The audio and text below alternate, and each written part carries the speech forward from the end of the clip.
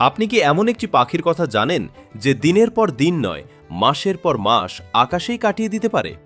এই পাখির নাম কমন সুইফট। পৃথিবীর সবচেয়ে বিস্ময়কর পাখিগুলোর মধ্যে এটি একটি।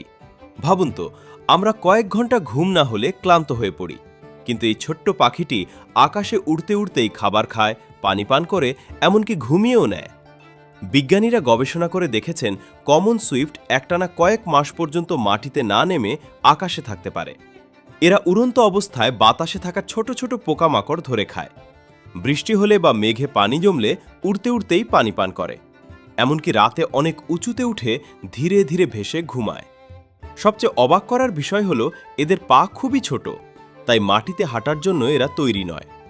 যেন আল্লাহ এই পাখিটিকে বিশেষভাবে আকাশের জন্যই সৃষ্টি করেছেন। যখন প্রজননের সময় আসে তখনই কেবল এরা বাসায় ফিরে আসে, বাকি সময় কাটে বিশাল নীল আকাশে। একবার ভাবুন, হাজার হাজার কিলোমিটার পথ পাড়ি দিয়ে এরা মহাদেশ থেকে মহাদেশে চলে যায়, কিন্তু পথ হারায় না। কোনো জিপিএস নেই, কোনো মানচিত্র নেই, তবুও ঠিকই নিজের গন্তব্য খুঁজে নেয়। পবিত্র কোরআনে আল্লাহ বলেন, আকাশমণ্ডলী ও পৃথিবীর সৃষ্টিতে এবং দিন রাতের পরিবর্তনে জ্ঞানীদের জন্য নিদর্শন রয়েছে। কমন সুইফট সেই নিদর্শনগুলোরই একটি। এত ছোট একটি প্রাণী, অথচ তার জীবনযাপন এত অবিশ্বাস্য যে মানুষ আজও তা নিয়ে গবেষণা করছে। প্রকৃতির দিকে তাকালেই বোঝা যায় এই পৃথিবীর প্রতিটি সৃষ্টি কত নিখুঁত পরিকল্পনায় গড়া।